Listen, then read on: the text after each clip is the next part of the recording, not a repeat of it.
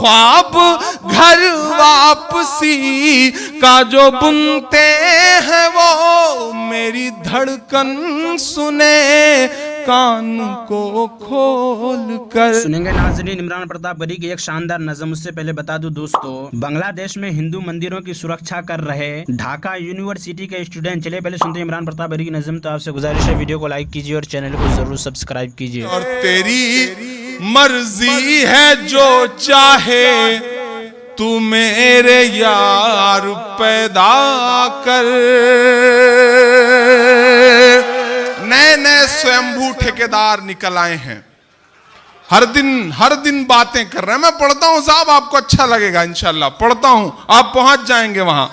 तेरी मर्जी है जो चाहे तू मेरे यार पैदा कर, भले ही चाय वाला या के चौकीदार पैदा कर, भले ही चाय वाला या के चौकीदार पैदा कर। बड़ी हैरत है वो खुद एक भी पैदा न कर पाए। सिगरेट दोनों पलट के हिंदुस्तानी की तरफ देखने लगे कि बाबा 1000 से बड़ी तो नोट भी नहीं होती, अब क्या करोगे? उसने कहा अच्छा।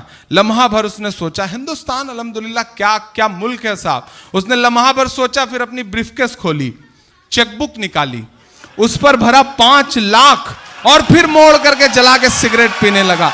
यह हुनर आता है साहब हिंदुस्तान को कि हिर्रे लगे ना फिटकरी, बस रंग चोखा होना चाहिए। यह हुनर आता है साहब हिंदुस्तान को। यह बहुत ही अजीब और बहुत खूबसूरत सा मुल्क है। अल्लाह मेरे मुल्क की मोहब्बतों को सलामत रखे। यहाँ खड़ा होकर के कहता हूं, और यहाँ बड़ी जिम्मेदारी के साथ, यहाँ पूरा हिंदुस्तान मेरी आंखों के सामने है।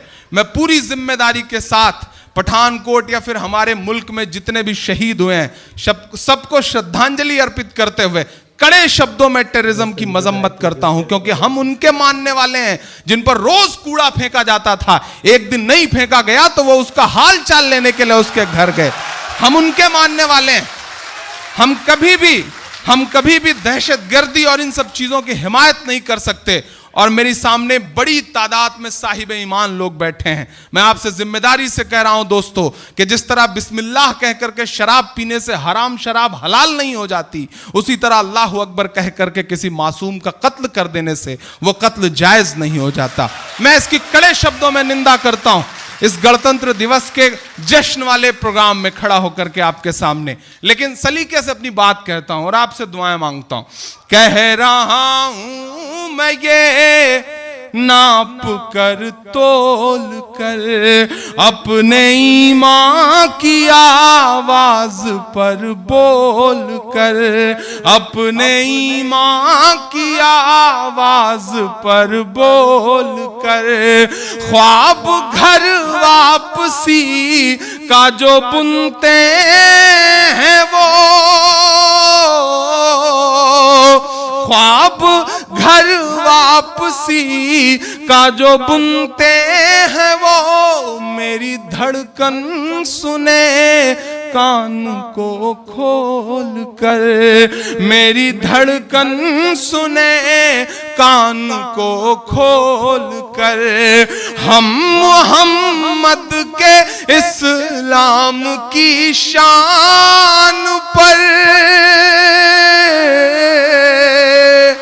देखना है कितनी मोहब्बत करते हैं आप।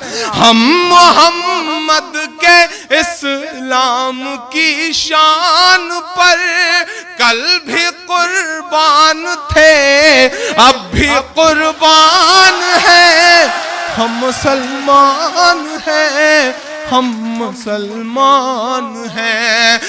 नाज़रीन इमरान प्रताप गढ़ी की नज़म सुनने के बाद आप अपनी राय में क्या करना चाहते हैं वो नीचे कमेंट बॉक्स में जरूर बताएं। ये दोस्तों मुंतखब अहादीस से कुछ खास बातें सुनते हैं। हजरत अबू मूसा रज़ियल्लाहु अन्हु रिवायत करते हैं कि रसूलुल्लाह सल्लल्लाहु अलैहि वसल्लम ने इरशाद फरमाया, 3 शख्स ऐसे हैं जिनके लिए दोहरा सवाब है। एक वो शख्स जो अहले किताब में से हो, यहूदी हो या ईसाई, अपने नबी पर ईमान लाए, फिर मोहम्मद सल्लल्लाहु अलैहि वसल्लम पर भी ईमान लाए। दूसरा वो गुलाम जो अल्लाह ताला के हुकूक भी अदा करे और अपने आकाओं के हुकूक भी ادا کرے۔ تیسرا وہ شخص جس کی کوئی باندی ہو اور اس نے اس کی خوب اچھی تربیت کی ہو اور اسے خوب اچھی تعلیم دی ہو، پھر اسے آزاد کر کے اس سے شادی کر لی تو اس کے لیے دوہرا اجر ہے۔ فائدہ حدیث شریف کا مقصد یہ ہے کہ ان لوگوں کے نام اعمال میں ہر عمل کا ثواب دوسروں کے عمل کے مقابلہ میں دوہرا لکھا جائے گا۔ مثلا اگر کوئی دوسرا شخص نماز پڑھے تو اسے 10 گنا ثواب ملے گا، اور یہی عمل ان تینوں میں سے کوئی کرے تو اسے 20 گنا ثواب ملے گا۔ حضرت اوسط رحمۃ اللہ علیہ فرماتے ہیں کہ حضرت ابوبکر رضی اللہ عنہ نے ہمارے سامنے بیان کرتے ہوئے فرمایا، 1 سال پہلے رسول اللہ صلی اللہ علیہ وسلم میرے کھڑے ہونے کی اسی جگہ خطبہ کے لیے کھڑے ہوئے تھے۔ یہ کہہ کر حضرت ابوبکر رضی اللہ عنہ رو پڑے، پھر فرمایا، اللہ تعالیٰ سے اپنے لیے عافیت مانگا کرو، کیونکہ ایمان و یقین کے بعد عافیت سے بڑھ کر کسی کو کوئی نعمت نہیں دی گئی۔ حضرت عبداللہ بن عمرو بن عاص رضی اللہ عنہما سے روایت ہے کہ نبی کریم صلی اللہ علیہ وسلم نے ارشاد فرمایا، اس امت کی اصلاح کی ابتدا یقین اور دنیا سے بے رغبتی کی وجہ سے ہوئی ہے، اور اس کی بربادی کی ابتدا بخل اور لمبی امیدوں کی وجہ سے ہوگی۔ حضرت عمر بن خطاب رضی اللہ عنہ روایت کرتے ہیں کہ رسول اللہ صلی اللہ علیہ وسلم نے ارشاد فرمایا، اگر تم اللہ تعالیٰ پر اس طرح توکل کرنے لگو جیسا کہ توکل کا حق ہے، تو تمہیں اس طرح روزی دی جائے گی جس طرح پرندوں کو روزی دی جاتی ہے، وہ صبح خالی پیٹ نکلتے ہیں اور شام بھرے پیٹ واپس آتے ہیں۔ حضرت جابر بن عبداللہ رضی اللہ عنہما روایت کرتے ہیں کہ وہ رسول اللہ صلی اللہ علیہ وسلم کے ساتھ اس غزوہ میں شریک تھے جو بخل کی طرف ہوا تھا۔ جب رسول اللہ صلی اللہ علیہ وسلم غزوہ سے واپس ہوئے تو یہ بھی آپ کے ساتھ واپس ہوئے۔ واپسی میں یہ واقعہ پیش آیا کہ صحابہ کرام رضی اللہ عنہم دوپہر کے وقت ایک ایسے جنگل میں پہنچے جہاں کیکڑ کے درخت زیادہ تھے۔ رسول اللہ صلی اللہ علیہ وسلم وہاں آرام کرنے کے لیے ٹھہر گئے۔ صحابہ درختوں کے سائے کی تلاش میں ادھر ادھر پھیل گئے۔ رسول اللہ صلی اللہ علیہ وسلم نے بھی کیکڑ کے درخت کے نیچے آرام کرنے کے لیے قیام کیا اور درخت پر اپنی تلوار لٹکا دی، اور ہم بھی تھوڑی دیر کے لیے درختوں کے سائے میں سو گئے۔ اچانک ہم نے سنا کہ رسول اللہ صلی اللہ علیہ وسلم ہمیں آواز دے رہے ہیں۔ جب ہم وہاں پہنچے تو آپ کے پاس ایک دیہاتی کافر موجود تھا۔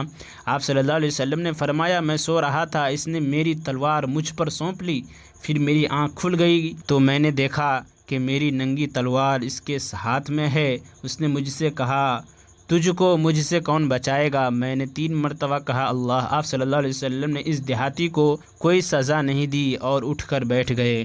حضرت صالح بن مسمار اور حضرت جعفر بن برقان رحمۃ اللہ علیہما فرماتے ہیں کہ رسول اللہ صلی اللہ علیہ وسلم نے حضرت حارث بن مالک رضی اللہ عنہ سے پوچھا، حارث تم کس حال میں ہو؟ انہوں نے عرض کیا، اللہ کے فضل سے میں ایمان کی حالت میں ہوں۔ آپ صلی اللہ علیہ وسلم نے دریافت فرمایا، کیا سچے مومن ہو؟ انہوں نے عرض کیا، سچا مومن ہوں۔ آپ نے فرمایا، سوچ کر کہو، ہر چیز کی ایک حقیقت ہوتی ہے، تمہارے ایمان کی کیا حقیقت ہے؟ تم نے کس بات کی وجہ سے یہ طے کر لیا کہ میں سچا مومن ہوں؟ عرض کیا، میری بات کی حقیقت یہ ہے کہ میں نے اپنا دل دنیا سے ہٹا لیا ہے، رات کو جاگتا ہوں، دن کو پیاسا رہتا ہوں، یعنی روزہ رکھتا ہوں، اور جس وقت میرے رب کا عرش لایا جائے گا، اس منظر کو گویا میں دیکھ رہا ہوں۔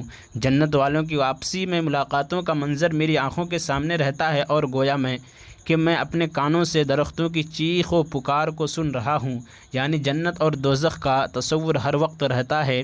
آپ صلی اللہ علیہ وسلم نے اس گفتگو کو سن کر ارشاد فرمایا، حارث ایسے مومن ہیں جن کا دل ایمان کے نور سے روشن ہو چکا ہے۔ حضرت معاذ رضی اللہ عنہ روایت کرتے ہیں کہ رسول اللہ صلی اللہ علیہ وسلم سے دریافت کیا گیا کہ اعمال میں کون سا عمل سب سے افضل ہے؟ آپ صلی اللہ علیہ وسلم نے ارشاد فرمایا، اعمال میں سب سے افضل عمل اللہ تعالیٰ پر ایمان لانا جو اکیلے ہیں، پھر جہاد کرنا، پھر مقبول حج۔ ان اعمال اور باقی اعمال میں فضیلت کا اتنا فرق ہے جتنا کہ مشرق و مغرب کے درمیان فاصلے کا فرق ہے۔ اور عمران پرتاپ گڑھی سے جڑی خبروں اور نظموں کے لیے ہمارے اس چینل کو ضرور سبسکرائب کریں۔ ملتے ہیں کسی اور ویڈیو میں ایسے ہی نئی نظم اور نئی خبروں کے ساتھ، تو جب تک کے لیے دیجیے مجھے اجازت اور رکھیے اپنا خیال۔ آپ دیکھ رہے تھے IR مشاہرہ میڈیا، اور میں آپ کے ساتھ محمد ثاقب۔ السلام علیکم۔